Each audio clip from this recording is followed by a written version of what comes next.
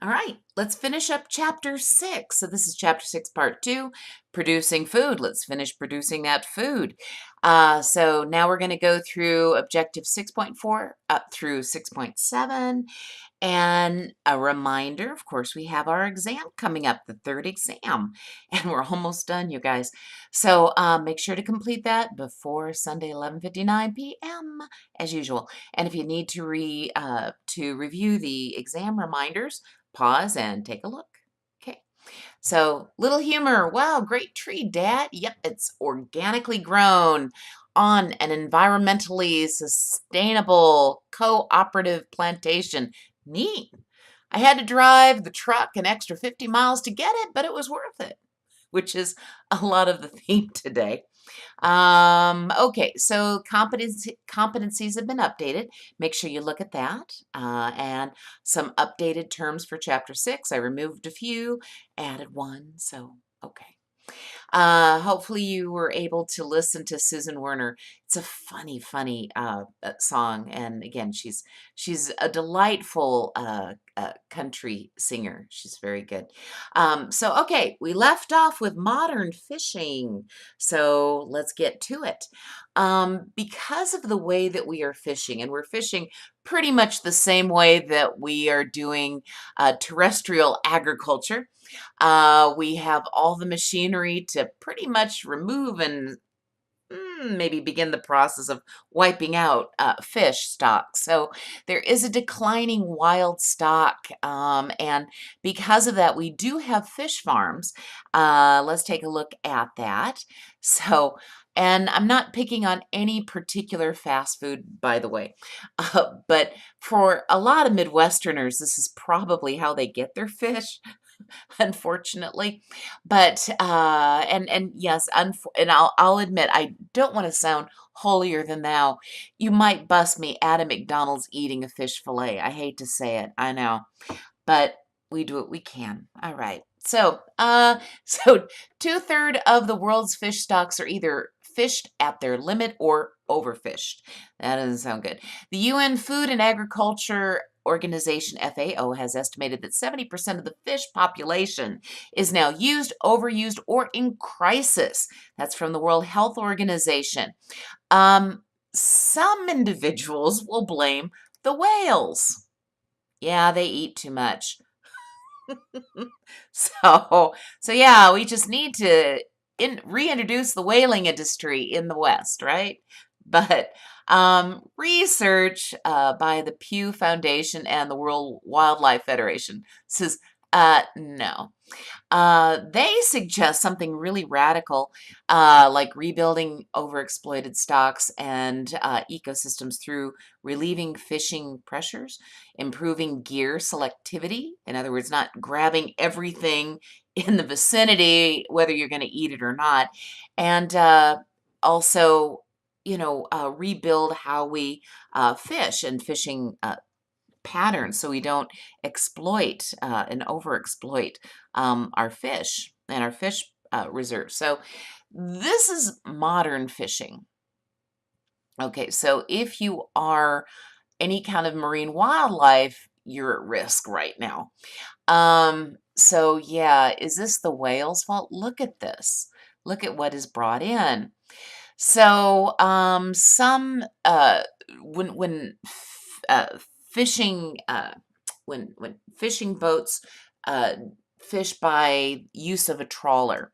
Okay, so the trawler actually will scoop from the bottom of the ocean all the way up.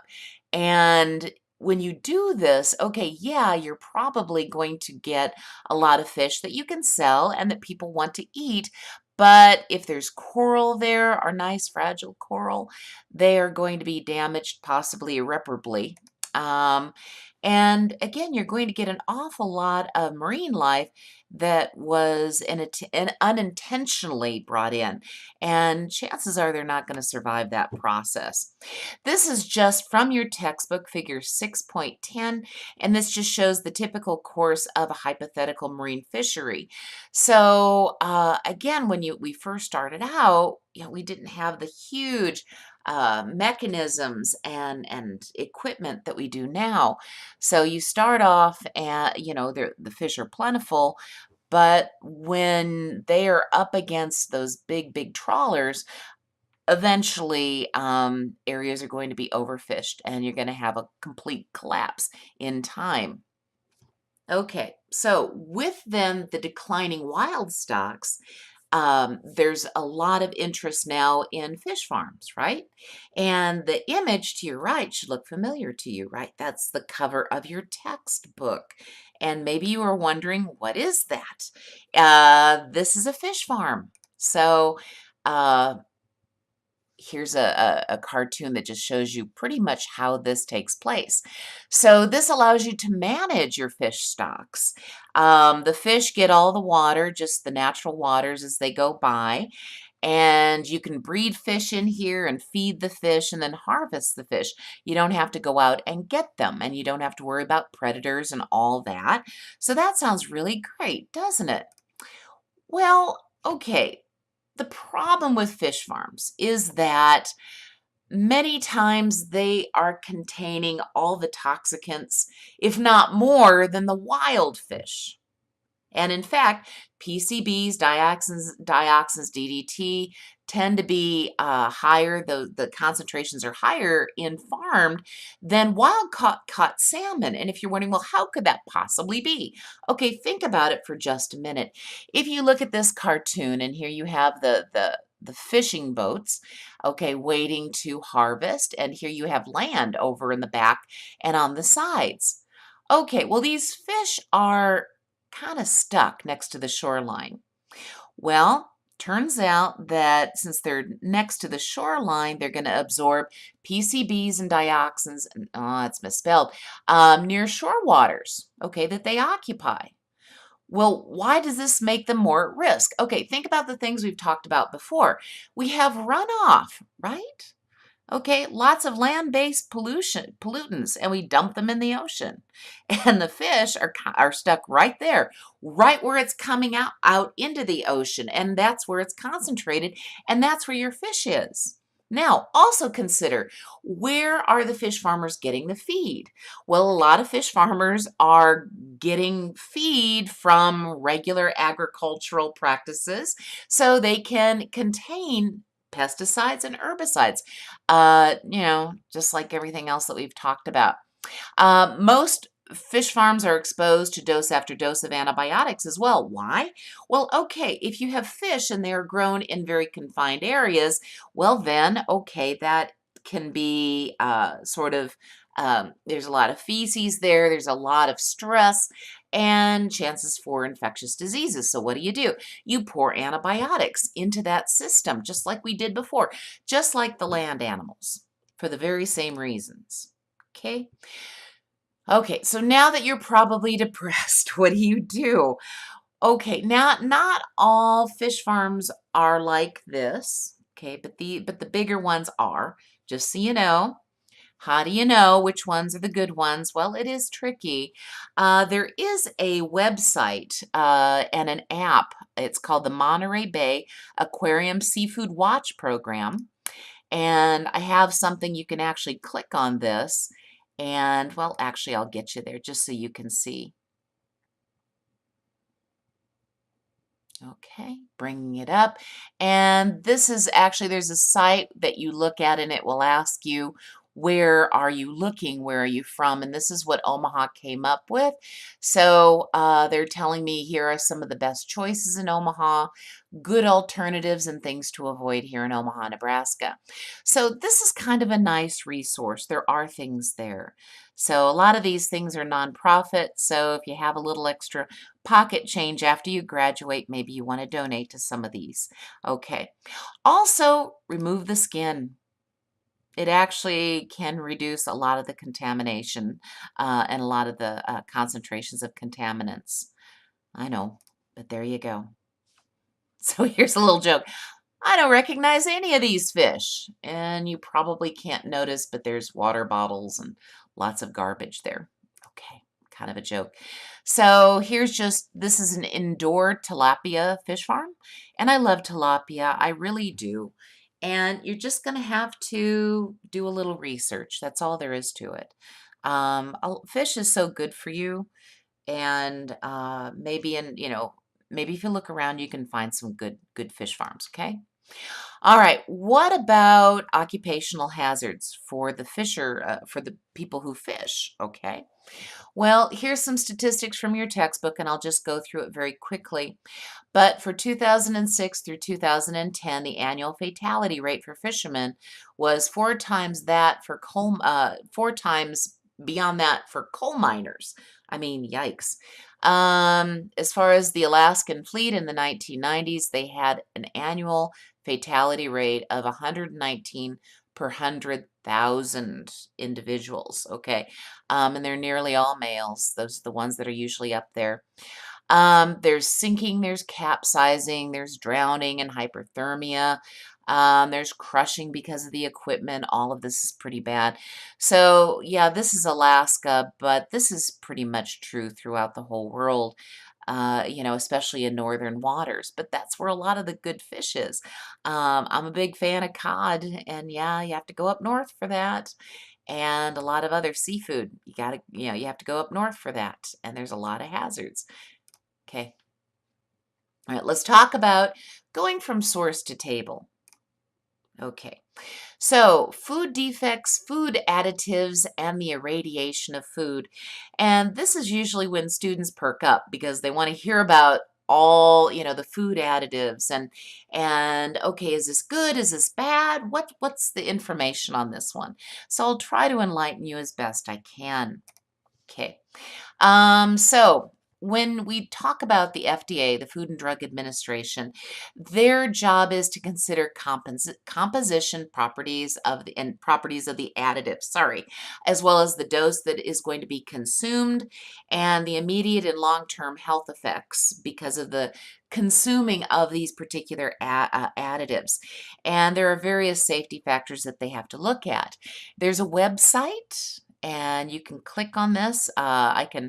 Uh, you can look at the doc share. The PowerPoints will be on the doc share, and you can follow that. But here, this just shows some of the food additives as well as color additives that I consider food additives. That there have been petitions and against this particular additive, and also some of these food additives have been held in abeyance. In other words, they're kind of waiting to see get more information before releasing it. So this is of course updated by a well-funded government agency that does a lot of regulation. So we want to make sure our federal agencies that look out for us are well funded so that they can really do a good job looking out for our health. When it comes to food additives, when did we start doing a lot of government regulation? When did that really come into place? It was a representative by the name of James Delaney from New York, and he chaired a select committee to examine chemicals in food, and the whole Congress sat down and they listened to a lot of the facts from all over, the scientific facts as well as from people in industry. And after extensive hearings, Congress eventually enacted the Food Pesticide Amendment in 1954, and the Food Additive Amendment in 1958, and the Color Additives Amendment in 1960. Together, these measures increased FDA control over ever-growing lists of chemicals in food. Now, there's something called the Delaney Clause. Remember, he's the guy who chaired this particular committee, and it provides that no additive shall be deemed to be safe if it is found to induce cancer when ingested by man or animal, or if it is found after tests which are appropriate for the evaluation of safety of food to induce cancer in man or animal. Okay, so basically the Delaney Clause had to be put in place to say, okay, you can't add anything into food that's going to cause cancer in humans or animals, period.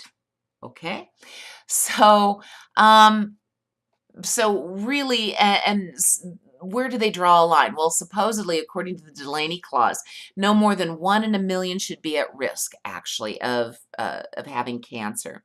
And it must be at a concentration of 100 times less than the lowest level that would cause harm. Okay, so of course, this is all being tested in animals, and that's the Delaney Clause.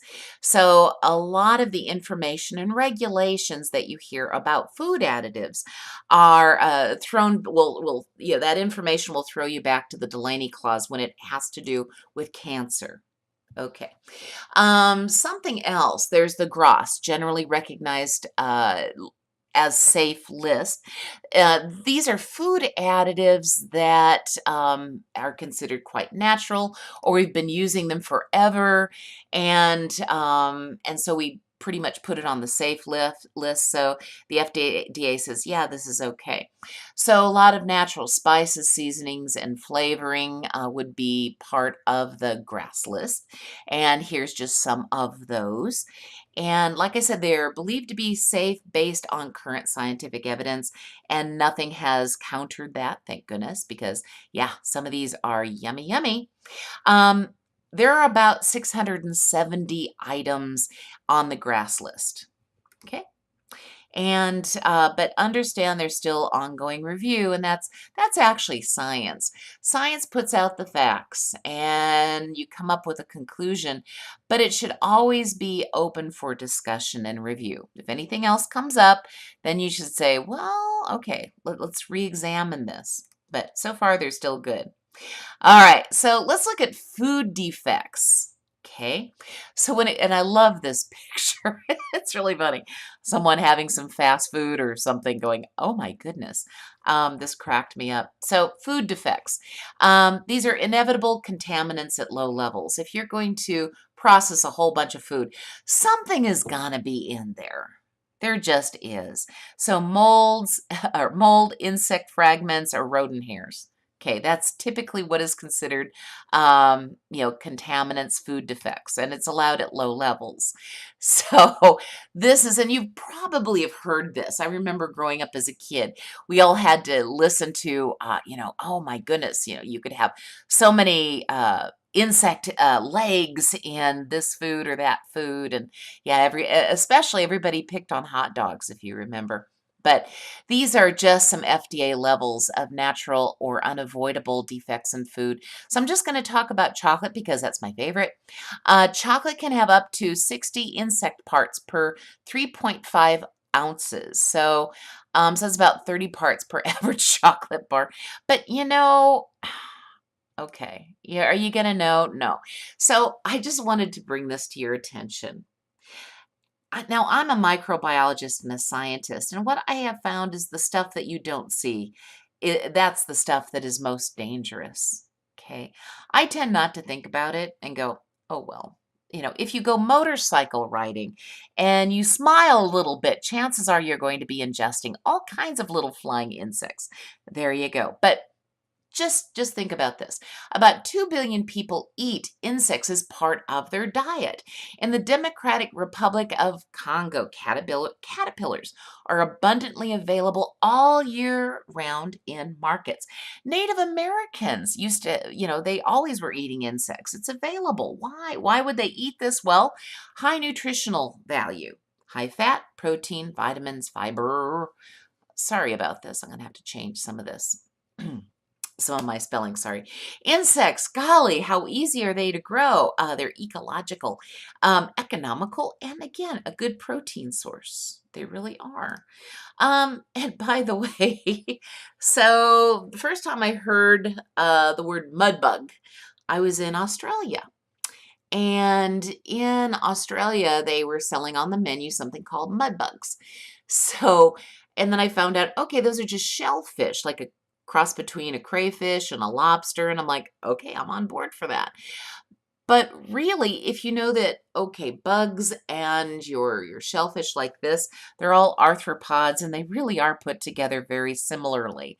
Now, I'm not trying to be holier than thou. I'm not going to eat an insect on purpose, okay? That's not going to happen. But I'm just letting you know.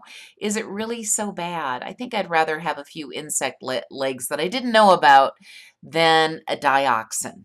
Just saying. Okay. Okay. So, here's some lollipops. Those are cute. Let's look at those now. Food additives can be divided into categories. There's intentional and unintentional types of food additives. Some, again, are contaminants, and some are just there accidentally as part of the food processing process. So, okay, so the FDA, again, they're the ones that are going to regulate intentional additives, and there's about 3,000 intentional additives that the FDA has on their list. And why food additives in the first place? So let's just go through this. Number one is to preserve your food. And understand, if you are preserving your food, basically extending shelf life, and also of anything that you put on the shelf, that includes makeup, ladies. Okay, you've got to put some antimicrobial in there, like a mild antiseptic, something that is going to inhibit mold and bacteria. That's what you do. That's a preservative. Okay. Also, additives are there for flavor, for blending purposes, for thickening purposes, for color, and to increase nutrition. Okay, so let's start with pesticides as an unintentional food additive. Again, it's gonna probably be there if you're getting produce and and some animal material food as well. So here's the deal. Wash your produce, okay? You know, if you're spraying pesticides on produce, then wash it. Discard the outer leaves. That's a good way too. And like I mentioned before, trim off the skin and maybe excess fat. Why excess fat? Do you remember about bioaccumulation, right? That a lot of the chemicals, the ones that really remain in the environment, they tend to have, a lot of the nastier ones have a strong attraction to fatty tissue because they are nonpolar, and they like fat, which is also nonpolar. So trim off the skin, trim off the fat. Or buy certified organic. Okay. Preservatives. Well, again, if you are going to ship something across the continent or ship it from another country, okay, it's not going to make the voyage unless you have preservatives there. And the certified organic stuff is going to mold and rot much more quickly. And it's not only just molding and bacteria growing and releasing toxins, but also some other nutritional, basically the food can break down, okay? So we add preservatives. That's what we do. Okay, when it comes to preservatives, let's talk about sulfites. Sulfites are common additives, and there are many different kinds of sulfites. You don't need to know all of them. They all have all those chemical names that you probably tried to forget in your chemistry class. But this is, you always, if you need to, you can always look it up on the internet, okay? But sulfur oxide, sodium sulfite, potassium metabisulfate, sodium sulfite, sorry. All of these are going to stop spoilage. They are under the big umbrella of sulfite additives, and they're very, very common in processed foods.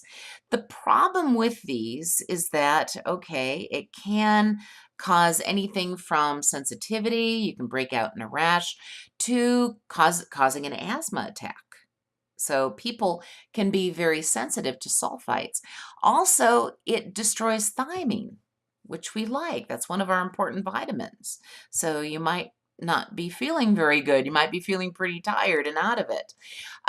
So where do we see sulfites? Very common in dried foods, bottled lemon and lime juice. This is the non-frozen kind. They're very common in wines. If you're a wine person, you probably knew this. Molasses tends to have sulfites as an preservative, and a lot of the juices like grape juice and even white sparkling white juice, red sparkling juice. All of these are going to be loaded with sulfites. Okay. Okay, let's leave sulfites behind and talk about nitrites. Okay, so sodium nitrite.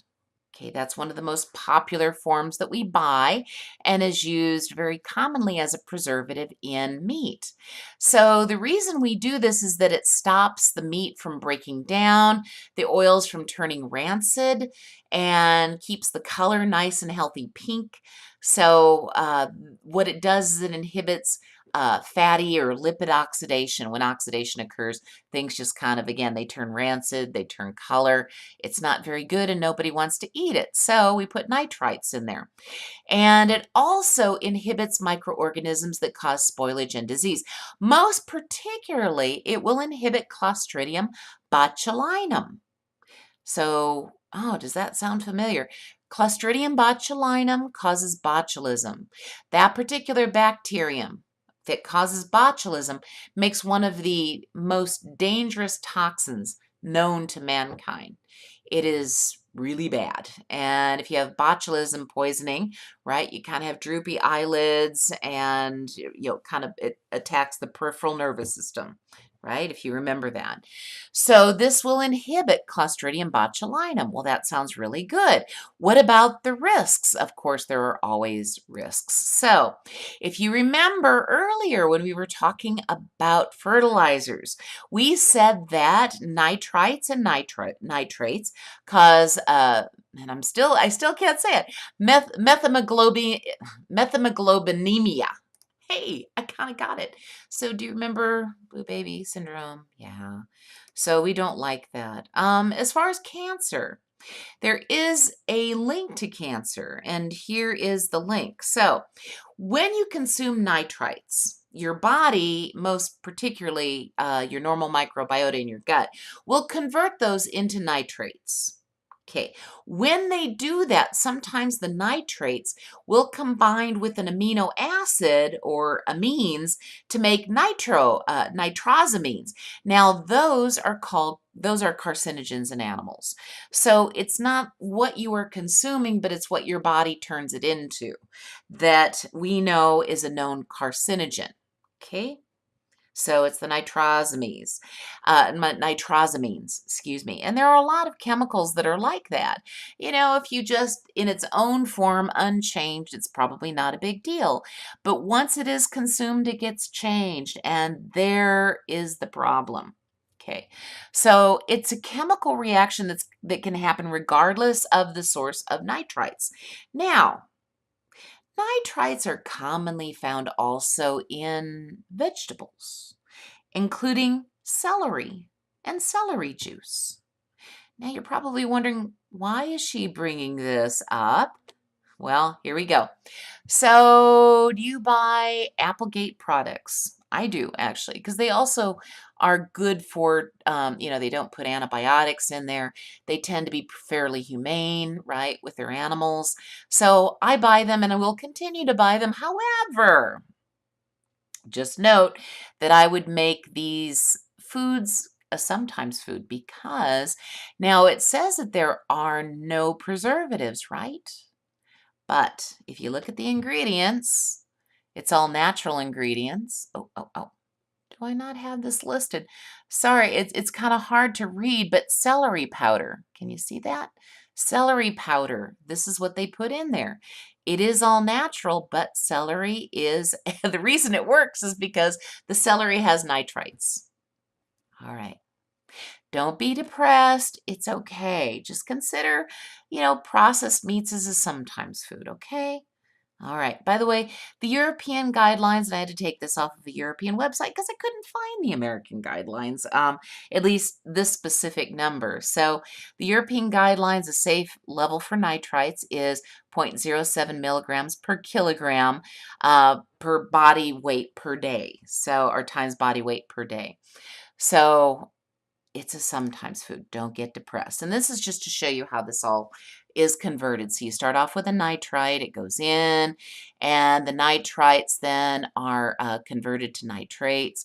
Once it gets down to the digestive tract, that's when it can be combined with the amines, and again, you get nitrosamines. Um, and also on top of that, because remember we said nitrites all alone also can cause some problems. It increases nitric oxide, which lowers blood pressure.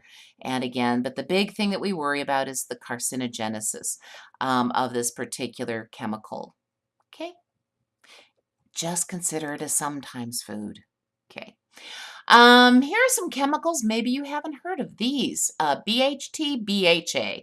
All right, so they're much nicer abbreviated. So butylated hydroxyltoluene and butylated hydroxynonazole. Yeah. Even the chemists don't like saying this, by the way, I just want to say. So these are really, really common in processed foods. They're preservatives in cereals and gum and drink mixes and baked goods and snacks. And we use them, oh, and also in makeup. So we have some lipstick down here. They're very, very common to, if you have something that has an oil in it, it's very, very common to use this to keep the oil from going rancid and keep the color from fading. And color does attract us to certain foods. We tend not to be as attracted to gray, okay? So if everything looks gray or tan, it just tends not to be as attractive. It just doesn't. So the Food and Drug Administration, by the way, considers these as generally recognized to be safe or in the GRAS list in small amounts anyway. As it turns out, too, here's the reason. One of the reasons is in small amounts, both are considered protective antioxidants. Okay, so that means they scavenge free radicals and get rid of the free radicals, and okay, that reduces your chances of things like cancer. But okay, let's flip that. So the BHT, the first one, has been tested in some laboratories and has shown to be carcinogenic in rats, and also as a weak endocrine disruptor. Again, it's probably dose, but there you go. And BHA, we don't have any conclusive evidence that it is carcinogenic. But so again, this is one of those things that we sort of look at and think, well, it's on the GRAS list, but it's always being monitored. Okay, what about food color? Well, if it's Easter and you dye Easter eggs, well, you use a food additive, you use color, right? So there are some natural food coloring agents like annatto, and I had to look that up. So this is the plant because I didn't know what that was, so I learned something. And caramel and carotenoids. And so if you're wondering, what's a carotenoid? That makes fruits and vegetables and plants look orange to yellow in color. Okay, like carrots. Beets and grape skins are all natural food colorants. All right. How about artificial colorants? Well, they usually have the color and then it's always followed by a number, which is kind of scary. So blue number 1 and blue number 2. By the way, blue number 1, at least it was found in a lot of foods manufactured in the United States, and it's banned in Norway, Finland, and France. So I have this up here. Actually, it was very common in sort of blue-colored foods and colorful foods. But know that, interestingly enough, the food you buy here in the United States will be possibly different than the food you buy over in Europe. If you look at, for example, the ingredients in the food coloring, okay, in the United States, Nutri-Grain cereals have red number 40, yellow number 6, blue number 1. If you go to Great Britain, it has beetroot red, annatto, and paprika extract. Yeah, well, why do they put this in here? Because they can. You know, this is where you kind of have to write some letters and, vote with your dollars. But it's interesting because the Europeans don't want this stuff. They want something natural. Now, just because something's natural doesn't mean it's okay. Remember the celery and nitrites. Okay. But, sometimes we like to be able to recognize what's on the label, don't we? Okay, so in addition to the blues, there's green number 3, there's yellow 5 and 6, there's red number 3, and number 40. Little story here. So I have some pretty red M&Ms. When I went, well, some years ago, when I was younger, okay, red M&Ms were banned. Well, actually, they weren't banned. I should say the Mars company that manufactured them took them off the market. So they were completely discontinued in 1976, and it was because of red dye number 2. Okay, so the federal regulators had banned red dye number 2 based on what? Well, there was some Russian studies that looked at red number 2, and they said that red number 2 was linked to cancer. Okay, so some years earlier. But it turned out that, okay, it really, that wasn't really the case. So they banned it just as a precautionary measure, but there really wasn't a problem with red dye number 2. And so, but people who ate M&Ms, they wanted nostalgia. They wanted their red back. So it turns out that the Mars company then brought back the red M&Ms. So now we have red M&Ms. Yay. Okay. So that was something where, oh, and it's okay. The FDA was looking out for us, but sometimes we remove things unnecessarily. Okay. But I would rather them err on the side of caution, wouldn't you? Okay, what about flavor? Okay, flavors or flavor enhancers. Again, there are natural flavors, tons of them, lots of herbs and spices and essential oils and fruit juices. But there are also artificial ones, and my least favorite is monosodium glutamate, MSGs. Now, granted, I will tell you that it does. It makes food taste very good and very savory, very meaty, very, kind of filling, and comforting. This was a chemical discovered in 1908, very commonly used in Asian foods. But here's the deal. So it can cause a lot of problems in people. For example, whenever I eat MS cheese, my esophagus kind of gets a little constricted. I get headachy and I just don't feel very good. All right, all the way around. This type of feeling, this side effect of MSGs is sometimes called Chinese restaurant syndrome. So, and remember, most Chinese food is not really Chinese food. It's American food, but we call it Chinese anyway. A lot of people think that it causes allergies. However, the research said that it's not really due to allergies. So whatever's going on with this Chinese restaurant syndrome, quote unquote, it's due to something else, but not an allergy. Okay. So you should be able to always see these on a label if there's an MSG there. Here are some foods that are really, really big culprits of MSG. And it's too bad because I really love, well, I used to love KFC, but I guess I know too much now, but there you go. There's food additives in the form of stabilizers. So this changes texture and stability so that it looks nice and doesn't all go gooey or fall all over the place. You can wrap it up, you can store it, and then it's ready for the table and it looks decent. Okay, and as always, there are natural types of stabilizers out there. There's, for example, pectin that you can get from plants. Fruits have a lot of pectin. So this is a very natural stabilizer. Cellulose, again, from plants, that is commonly added in the industrial process.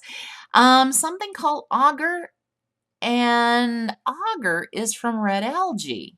Okay, natural. And its cousin is also a red algae called carrageenan.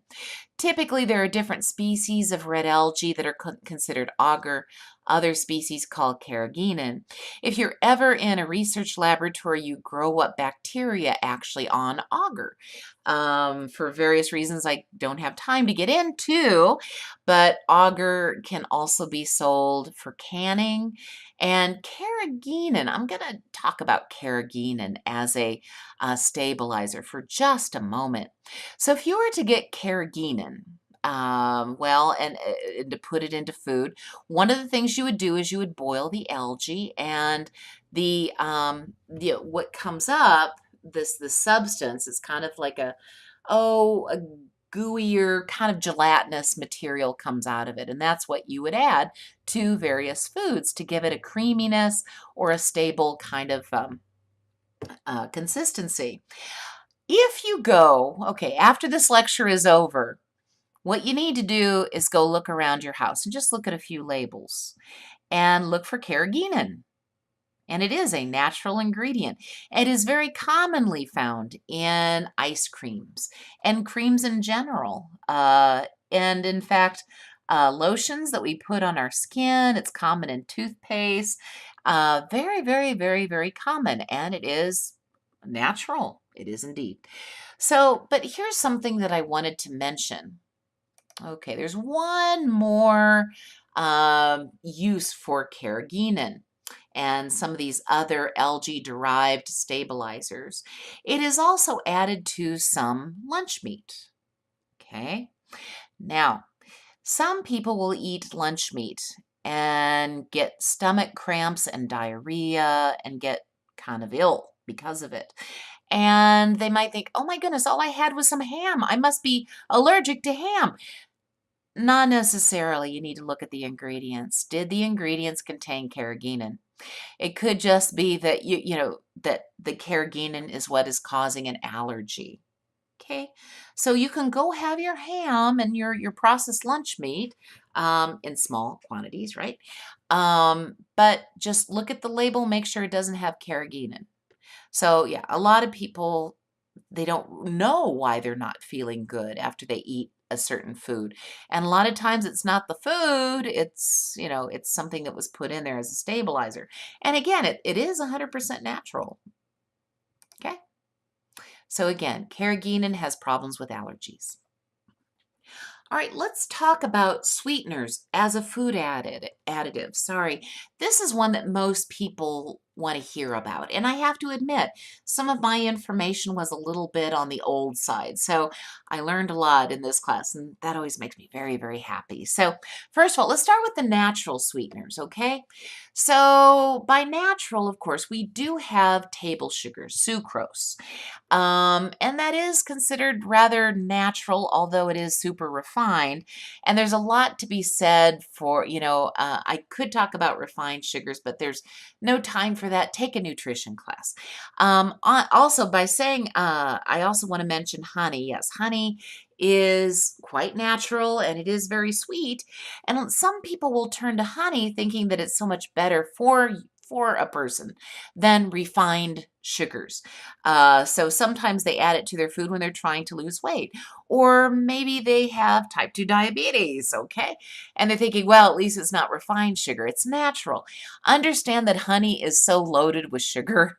Okay, and every kind of sugar, including fructose. So the little bees are busy because they're trying to get all that sugar together for their little bee larva, right? They're making it for their bee larva, and as a food source. And so, yeah, you can think of it as a natural sweetener. It is, and it's great, but it is loaded with sugar. All natural. All right, let's talk about artificial sweeteners now for a moment. Now, most people have heard that artificial sweeteners cause cancer. Turns out that all the scientific evidence that we have so far says no, it really doesn't, as long as you're not abusing it. They didn't really look at large amounts, but in small amounts, say like 24 ounces per day, okay, they've ruled out the risk for cancer, and all studies are in saying that. However, if you are a Diet Dr. Pepper abuser, or Diet Coke, or Diet Pepsi, or whatever your diet drink habit is, okay, well, no one's really done a lot of studies on that one yet. So, Okay. But in small amounts, know that these sweeteners, they don't build up in the tissue, so there's not an accumulation that we have found biologically. We can't, couldn't determine that at all. So, okay, so we're all right there. Let's just look at some common FDA-approved sweeteners. So first of all, there's saccharin. Saccharin, interestingly enough, is made from petroleum products. I know, right?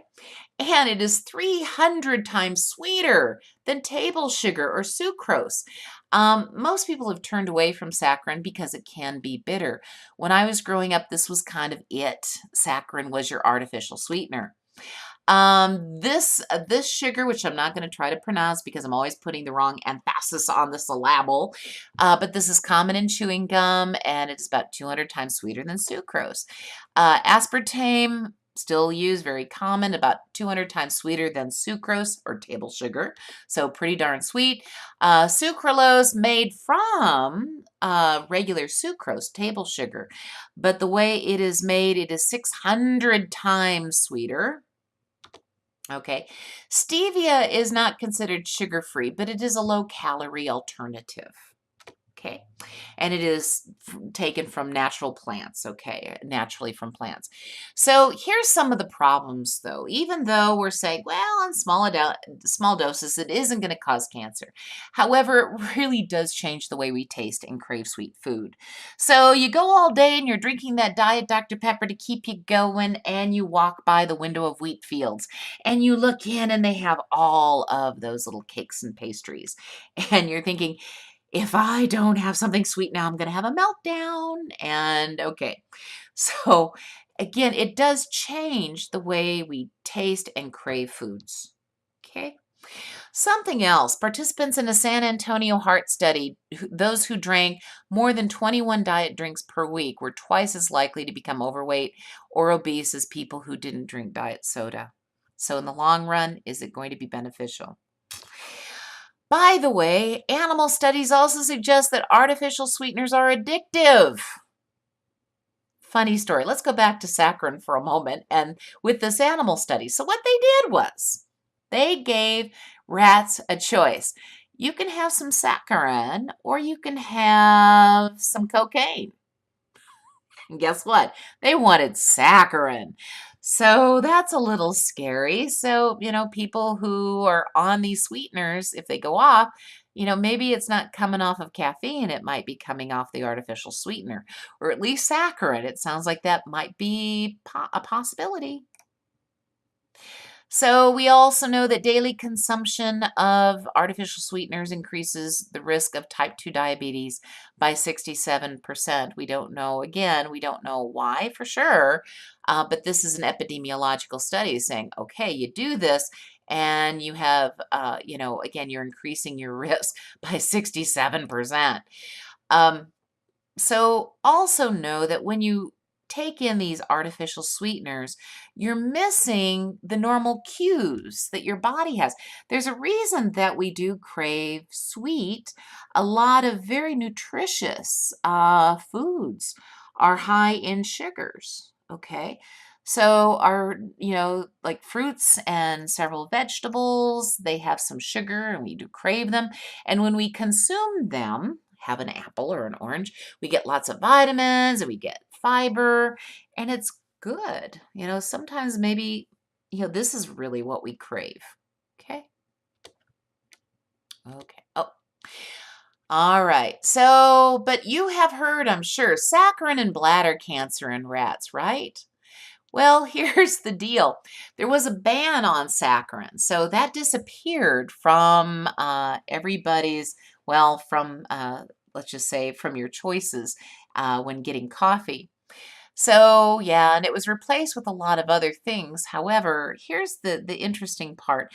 Remember that animal studies and human studies are different. Okay, animals are animals, rats are rats, and occasionally you can really parallel the two and say that, okay, this chemical has the same, that is affecting the rats can affect humans the same way. And sometimes we will see this in humans who have been exposed to that particular chemical.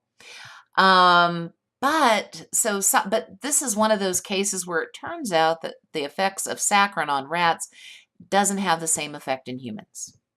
Biologically, they've even figured out that, okay, what was going on in the rats, they have different receptors, and in humans, not an issue. So although there was a ban on saccharin, it has been repealed. And see, I did not know this. This is the part that I learned. It was kind of interesting.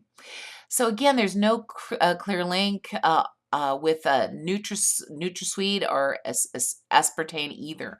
So a lot of people are saying, well, don't take NutraSweet, aspartame causes cancer in rats, and it turns out that's not true. Okay. This kind of goes back, if you're wondering why I threw these things in here. Again, your taste buds and your cravings change. And you guys, okay, so if you tried the throwback Mountain Dew, you'd probably go, ew. Now this has the real sugar that was, and the concentration of sucrose that was in the original cans of Mountain Dew. The kind of Mountain Dew that I used to drink when I was a kid, 10 years ago or so. So when I drink this, I think it is so good. When I drink modern Mountain Dew, I go, oh, that's too sweet. Now, when I was a kid, though, interestingly enough, though, I was already getting used to sweeter and sweeter foods. And my mom used to say that certain pastries were too sweet. I mean, she would take off the frosting. She'd say, this is too sweet. And I thought, how could that be too sweet? Are you crazy?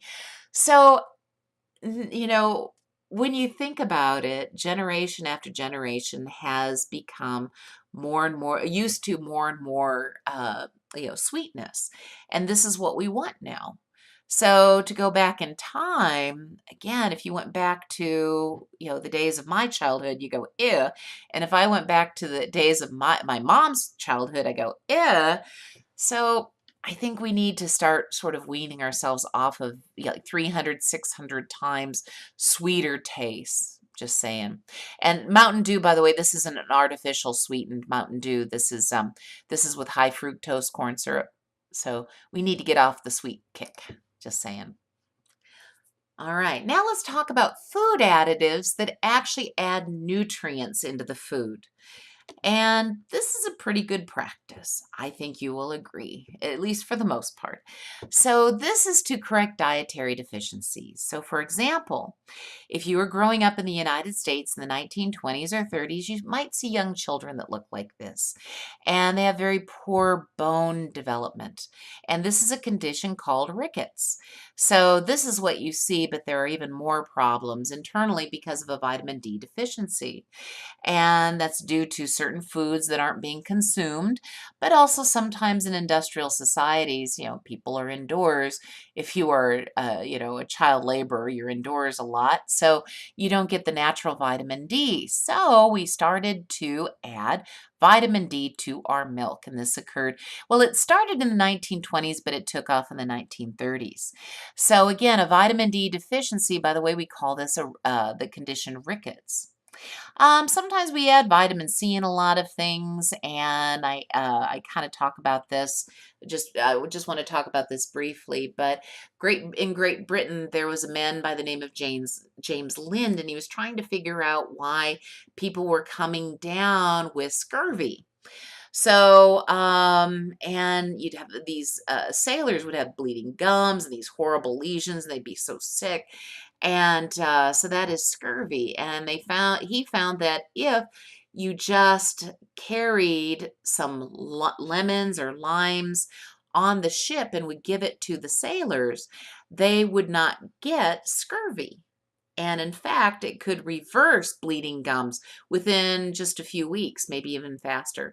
All you'd have to do is just rub the gums with vitamin C. Vitamin C, of course, is ascorbic acid. And okay, in addition to vitamin D and vitamin C, sometimes we add vitamin Bs as well, like niacin. Niacin's very good. Put into breads, okay? And so that's a very good food additive. Now, sometimes we have to add nutrients back in because of the processes that go into making foods. And nearly every food process is going to remove nutrients. First of all, just by cutting things up, you can, the air reaches certain vitamins and nutrients. You get oxidation, breaking down. By the way, and also even in the let me backtrack. Even in the freezing process, sometimes when foods are exposed to moisture, a lot of times some of the vitamins will leach out, and so you can lose some of the vitamins that way. But really, if you buy fruits and vegetables, frozen fruits and vegetables are the best to use if you want to keep the nutrients. Why is that? Because it comes right off of the field, it gets frozen, and as opposed to the types of produce that, it gets cut up, put in a basket, it gets shipped maybe across the seas, across the continent, and is on the shelf for a little while. So frozen foods are actually, that's a very good technique to keep most of the nutrients in. But even that, you're going to lose some nutrients. Whoops, sorry. Drying things out, for example, that can lose nutrients as well, particularly the heating process in general. Like I said, if you boil anything while making it, while manufacturing it, any water-soluble nutrients are going to diffuse out and end up in the water.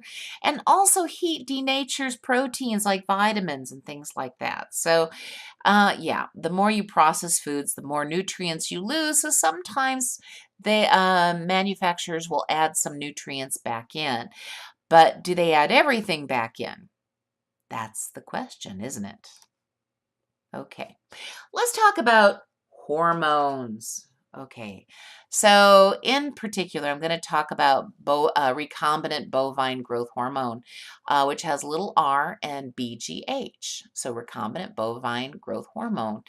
So about this, here we have, this is a device, and this person is injecting the capsule, just behind the ear, and the capsule will release the growth hormone in small amounts throughout the cow's life, which isn't very long, unfortunately.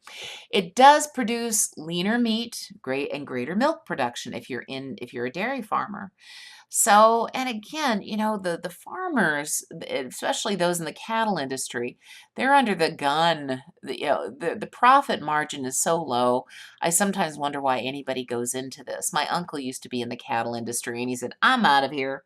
So, yeah, and so this is a way to at least get, to gain a profit. Leaner meat, greater milk. Okay. Understand this hormone is not only, we can say, quote unquote natural, but it's actually a bovine hormone. It's the one they normally make. It's just given in larger concentrations. So, and also know that that growth hormones are highly regulated and monitored. And from what we have found, it's digested by the human body. Once you consume it, it gets digested and it doesn't go into your circulatory system. So it's not going anywhere. Okay, it's not turning on any of your cells. Okay. The recombinant bovine growth hormone controversy, it has been raging. I have a friend who, she refuses to buy anything that has growth hormones in there. And, there's really not a lot of evidence that's very clear that, that this affects humans, and that there's a human health risk. It's just not out there. So I'm just saying. But one thing, okay, but if you do want to argue against it, okay, there are some good arguments biologically. So we do know that when you give cows, or dairy cows, when you give the girls their growth hormone, they get mastitis. And so the udder gets an infection. So you got to give them more antibiotics. Okay.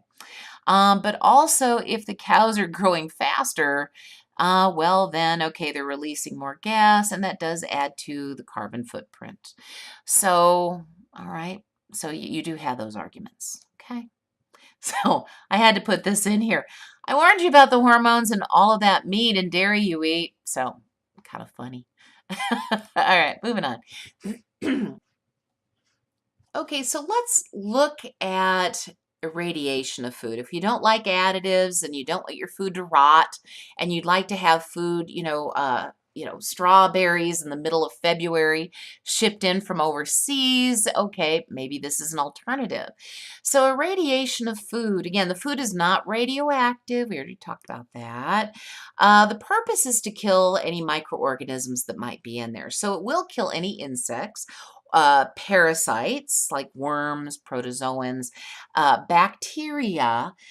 But just know, though, it's not going to work on viruses. It's not going to work on the prions. It's not going to work on bacterial endospores or bacterial toxins. So if the bacteria have been in there for a while, releasing toxins, chances are it won't work on those toxins. And it does, by the way, depend on the toxin.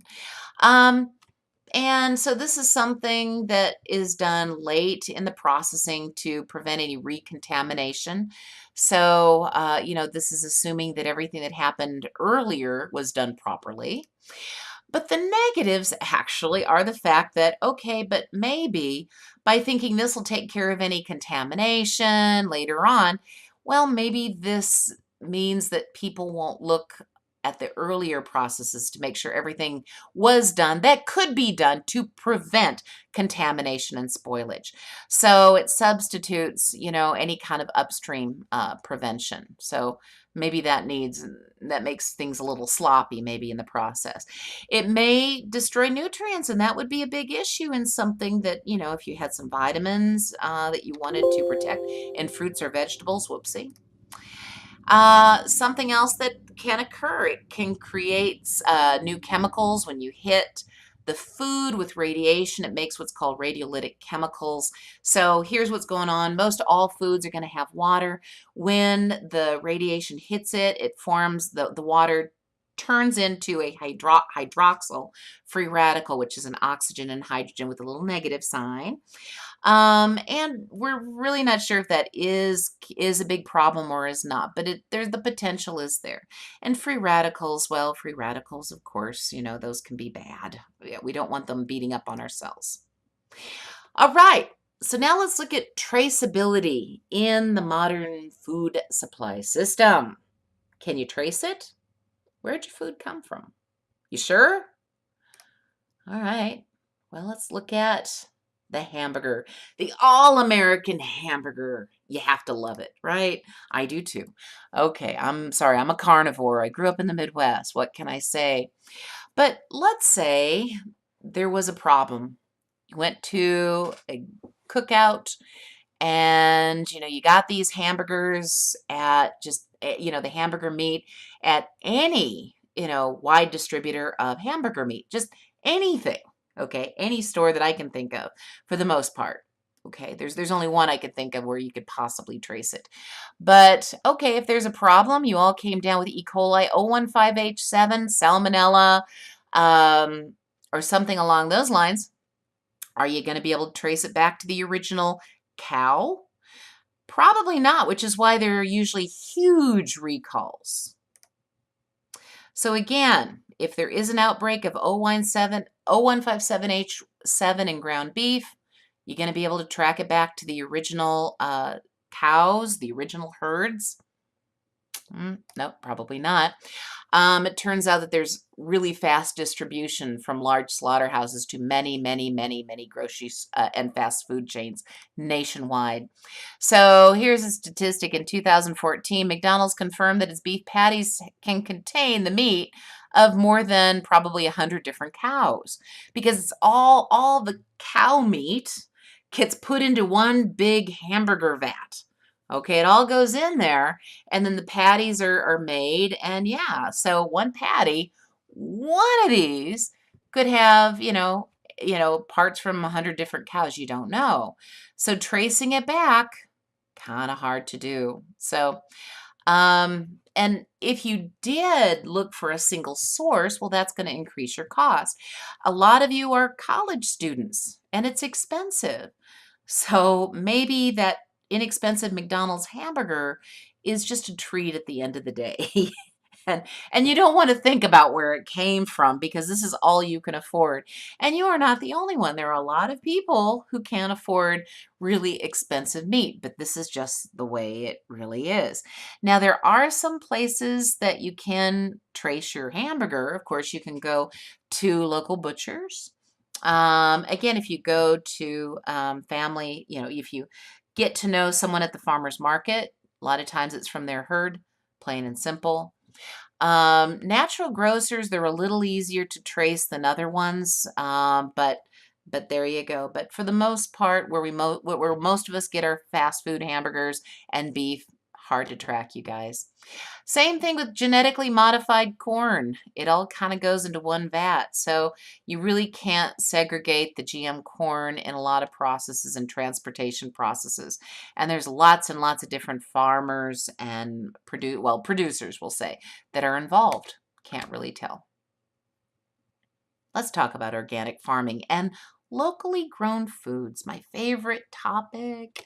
Okay, I like this. This cracked me up. Again, I was looking for interesting memes and jokes to put into the presentation. So try organic food, or as your grandparents called it, food. So there is, and you probably have known this, there's a renewed interest in organic and locally grown foods. So here we have, here's an organic farmer growing up his turkeys, and clearly they're quite free range. And I love this. The dogs in the back going, is that a photo opportunity? I took this picture at the Village Point, at the Village Point farmers market. So again, a little warning, make sure that you know when you're there, it's good to buy locally. Always buy locally if you can afford it, and if you have the time. But not all of them are going to be organic. Okay, so you want to ask some questions when you're there. While I was there, by the way, there was an inspector checking out some stands, and one woman was really huffy, and I was overhearing her as she walked to her car. She says, "We have been asked to not return." So, yeah, I don't know what it was that they did not pass, but yeah. So, but still, even at a farmer's market, don't assume it's all, it's all this. It's all organic. Don't do that. So organic farming should be sustainable, and that means that it's going to maintain and build up soil. And again, it's more of a natural process. It's a little bit more of a throwback to how my uncle way back when used to farm. Okay, just so you know, I added this particular figure from the USDA Consensus of Agriculture, and this is the top 10 states when it comes to um, organic sales in the top 10 states in the United States. So just showing you here, we have California is always big. They tend to be leaders in organic and just kind of looking out for the environment, 2.2 billion. But of course, I know California is big. I know. But so these are all the big, the top 10 states in organic sales. So if you're going to grow um, an organic crop, okay, one of the things, there's a lot of, we already talked about some of those methods of organic agriculture and all of that. But what I did want to mention is um, again, organic farmers ideally should be good stewards of the land, and they should be watching the soil and not depleting all the nutrients out of the soil and just sucking it dry. So one of the things organic farmers tend to do is they rotate crops or put in cover crops or both.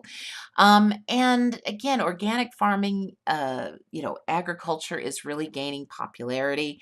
And a lot of farmers are starting to do the cover crops because they do know that it's economical as well as environmentally smart.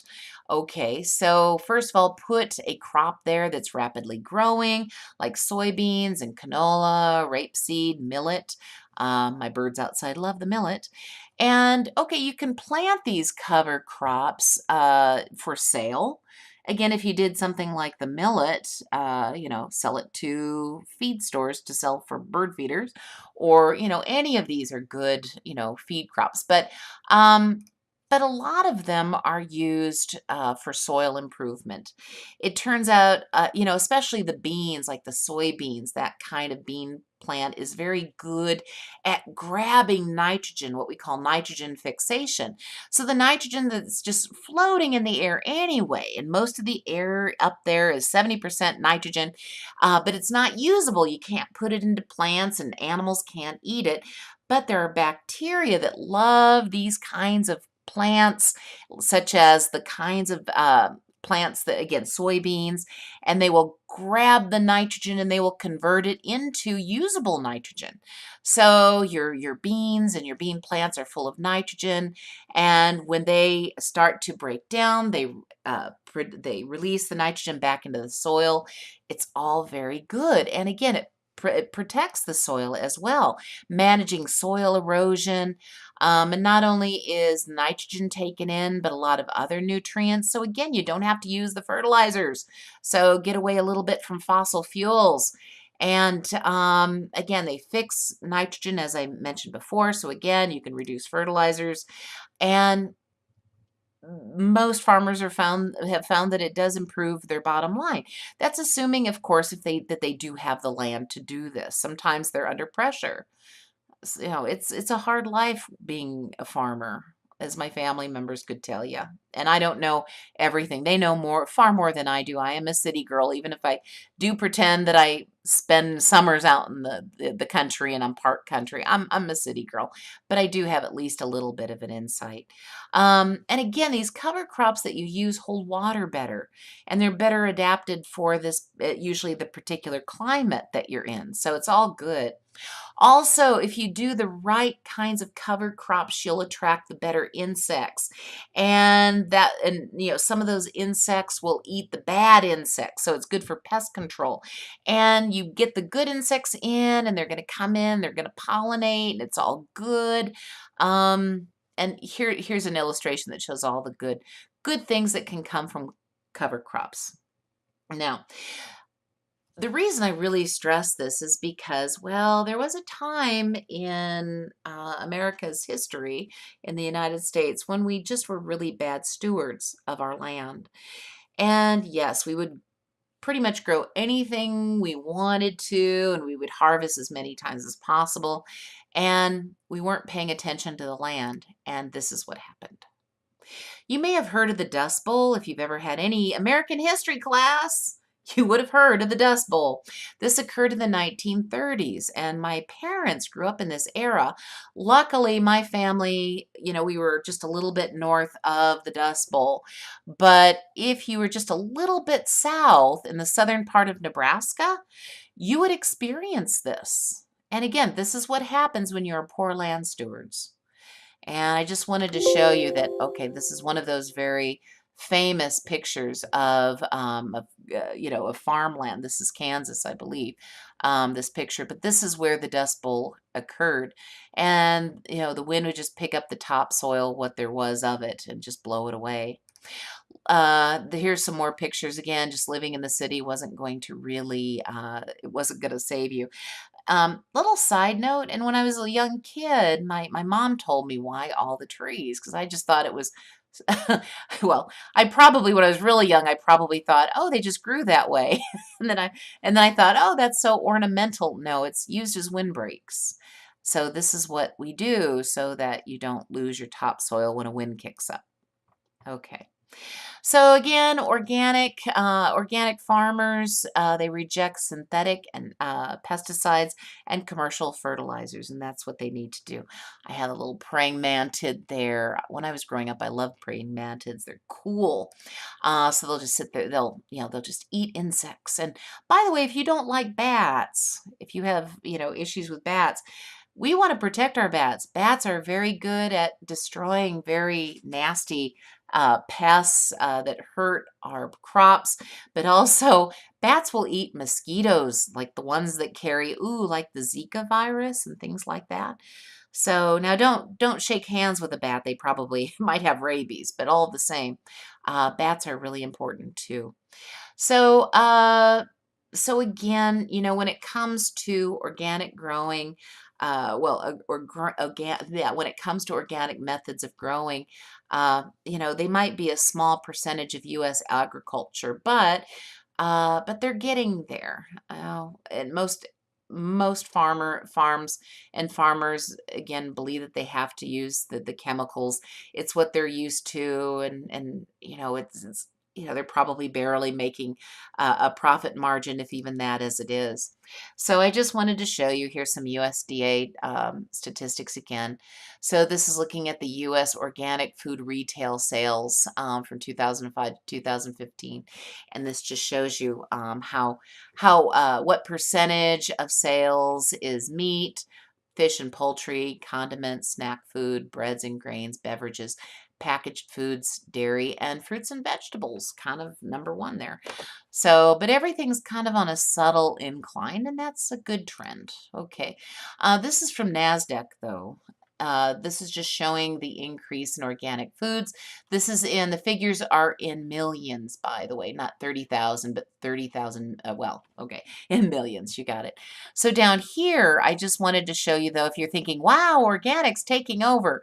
Well, okay, this is also from NASDAQ. So this is the organic line down here. This is non-organic. There's still a lot to go. Okay. Okay, so now let's look at local foods. If at all possible, of course, try to buy locally and buy organic. So, first of all, so by buying organic, well, you're not buying petroleum-based pesticides and herbicides, and you're not paying for the huge shipments across the seas and across the continent. Try to grow if you can afford to do so. Try to grow or try to buy locally, try to support those. But I know it costs a lot. So again, this is Village Point. There's also community gardens out there that are so wonderful. So this is one. A friend of mine lives in Dundee. No, on the other side of the tracks. She has a small house. But this is a cute little garden in the Dundee area in Omaha. And the whole community gets in and they plant all kinds of flowers, but also vegetables. And here they're planting fruit trees, which I think is so cool. So if you can, of course, you want to do that. Okay, I want to bring to your attention that sometimes, though, when you buy something and it says organic and you think it's all good, it may not really be all good. Okay, it may not be what you think, or it might be not good at all. So an institute called the Cornucopia Institute, and they like to look for abuses that occur in quote unquote organic producers. So they were doing an investigation and they found that 14 farms around the country that had so-called organic produce had been defying USDA regulations. So the animals were kept tightly packed in facilities, no access to the outdoors, but they still got the stamp anyway. And so they were saying that, well, the USDA should have been out there to look at things, and they were kind of mad at the USDA. But understand, the USDA has just so many people, and I don't know, I don't know if there was any kind of um, if they actively decided, no, we know there's abuses, but we don't want to do anything about it. It could just be that they were under resourced to get out there and do what they needed to do. So, but anyway, the institute did file a suit against those farms. But I just wanted to let you know that sometimes that are labeled organic may not always be what you think they are. Also, be aware that a lot of the organic food that you buy, the big ones, are actually run by bigger corporations. Okay.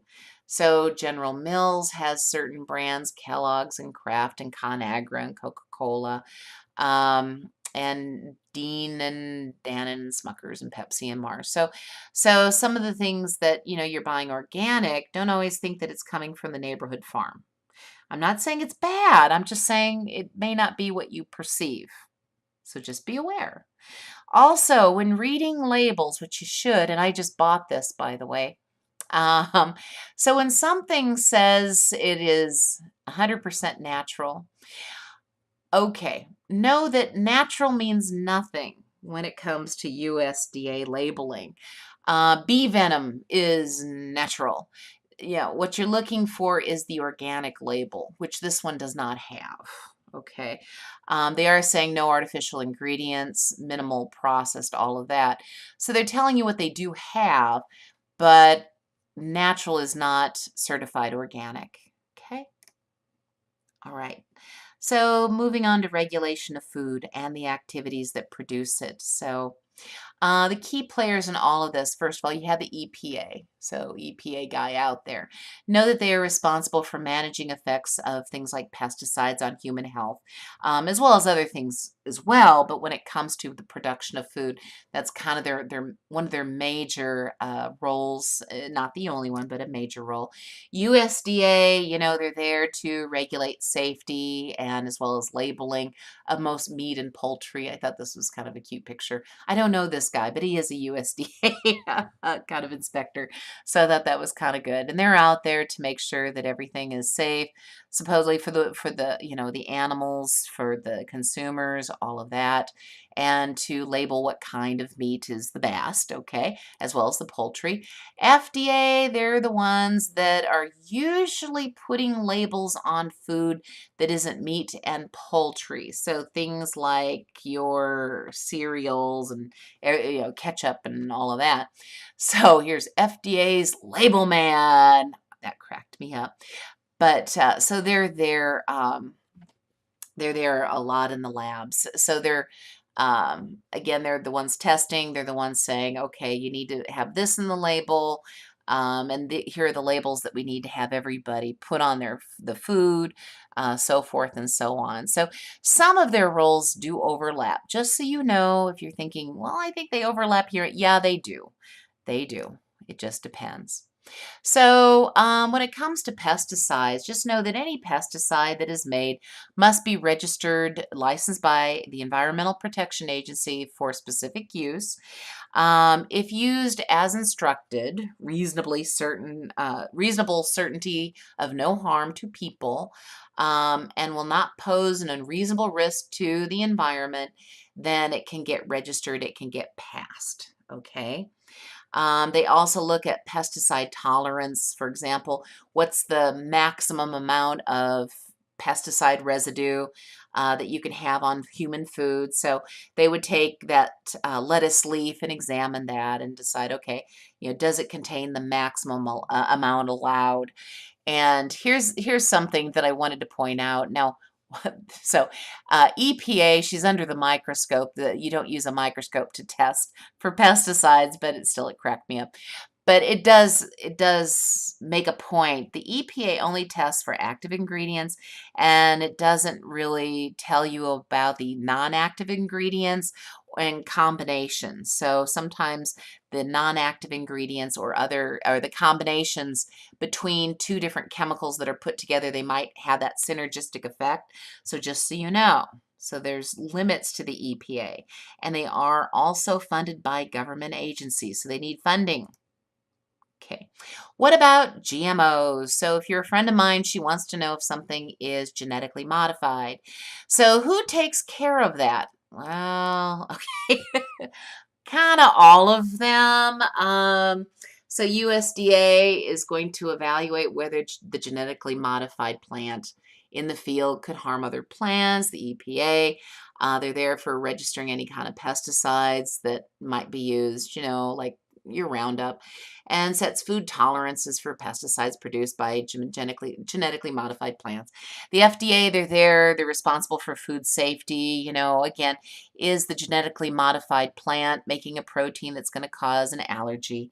When new foods are made. So this is what their job is. They do try to look for that. Um, to date, no required procedures or labeling requirements specific to genetically modified foods. Again, so, people are trying to get labels on there.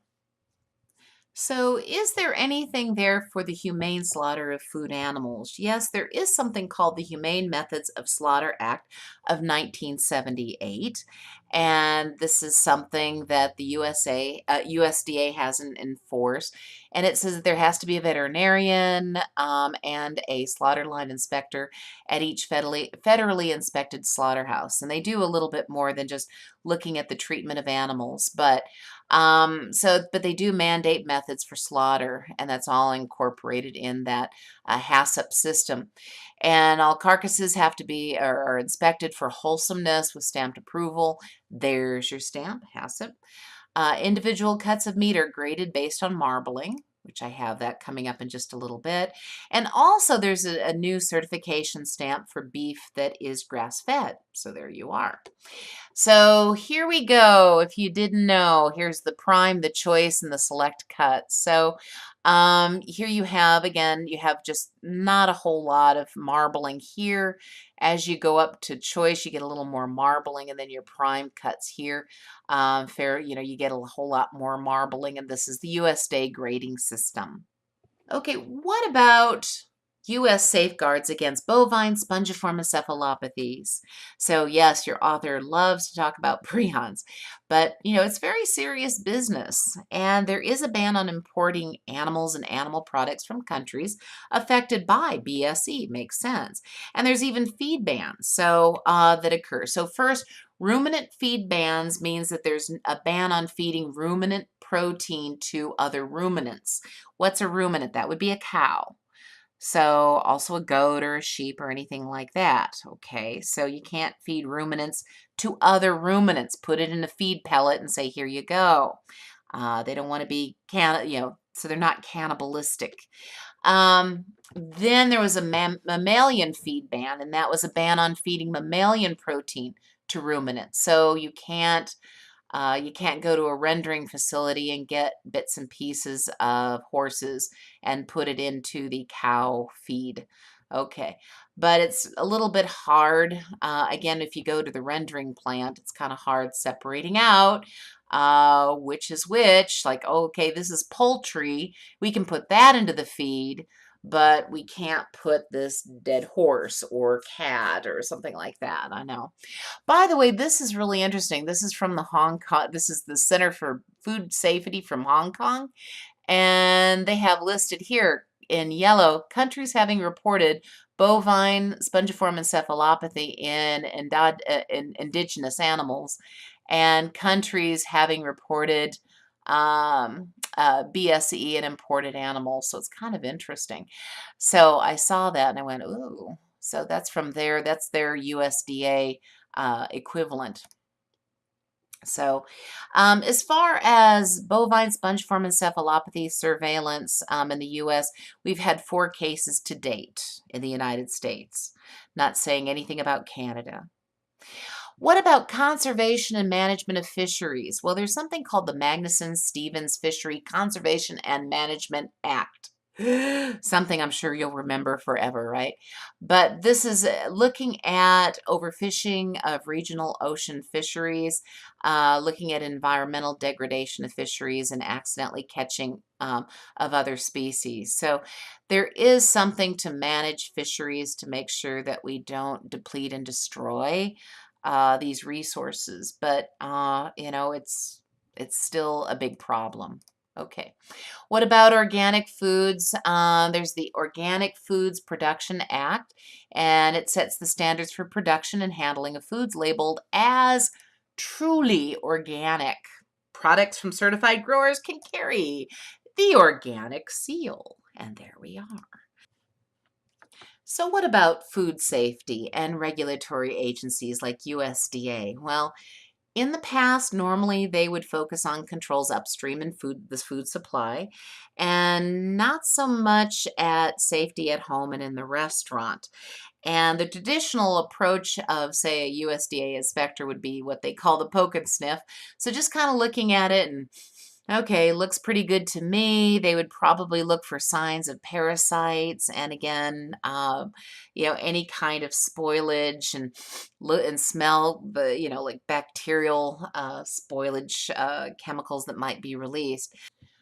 So right now, when it comes to HACCP and food production and how we look at food safety in this country, again, the current emphasis, it's a little way from the poke and sniff, but what we try to do is to what regulators try to do is emphasize the hazard and critical control points along the way of production.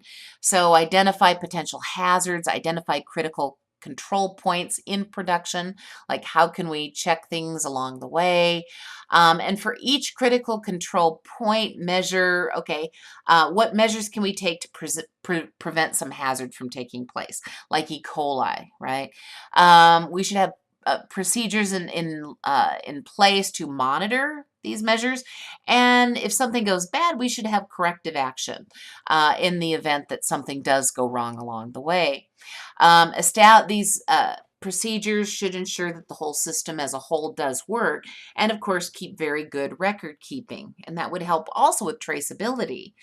So HACCP sounds really good, right? Well, okay, so the pro part of this is that it is science-based. It can, it's much more effective than poke and sniff.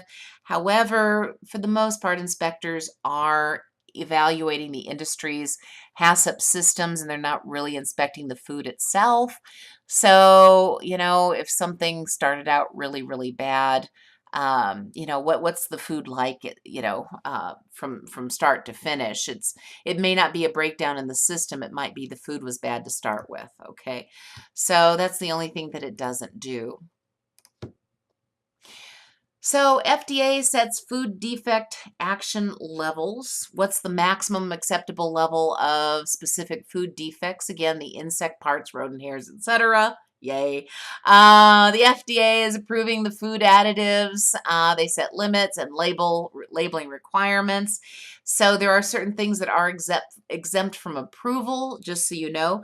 Substances that already were considered safe in 1958. Okay, so those substances are part of the GRAS system, so generally considered as safe. Also, no additive can be approved if shown to cause cancer. Of course, that's back to the Delaney cause. Also, of course, FDA has to approve irradiation of several foods, and they've got this nice label here. And irradiated foods must be able to be labeled and have the this particular symbol, the radura symbol there.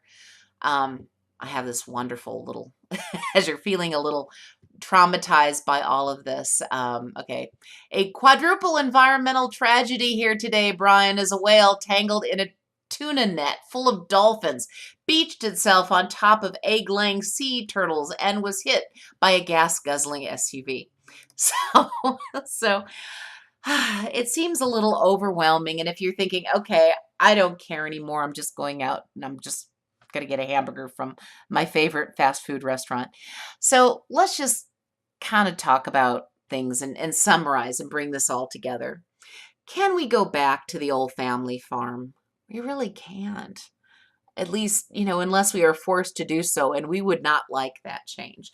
So to go back and have the plow that's drawn by the horse, and grow our own fruits and vegetables, and raise our own chickens and things like that, and go out and pick weeds and milk the cows every day, that's a little difficult. And I don't believe this is something that we can very easily go back to, at least not anytime soon. So again, do we really want to go back? Probably not. So, okay, so then if we look at safe food, what is safe now? Now it seems like nothing is safe. Can't even trust the labels.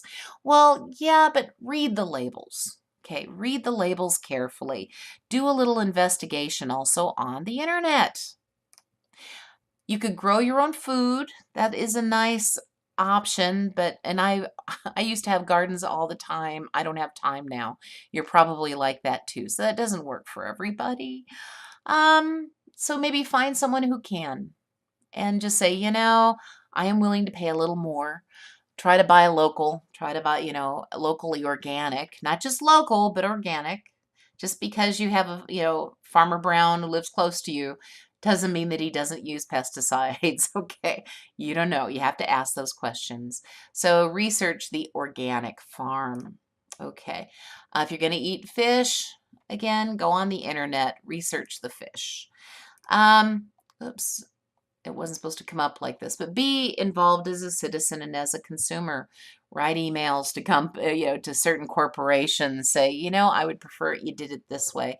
Write emails to legislators and say, we need regulation and we need dollars to go to these agencies so that we can put good regulation in place. And not just that, to be able to have the resources to follow up on those regulations. Okay. Vote with your wallet. That's big. Okay. So also when it comes to big food, because now you're thinking, well, big food just dominates the market anyway. Well, okay. So what if you have these big corporations now that are growing organic food? Is that all bad? I think maybe it just means that they're listening. So they have to follow the certified organic guidelines. I don't think that's horrible. I think that's possibly a step in the right direction because again, there's just so much farmland. There's just so much that or so much that the little small farm next door is going to be able to produce. It would be nice if we can have nothing but small farms, but I don't know how realistic that is. So if we vote with our wallets, maybe big food will then turn to better, more renewable sources of food organically grown, right? So stay informed. And that's it. So good luck on the test, you guys.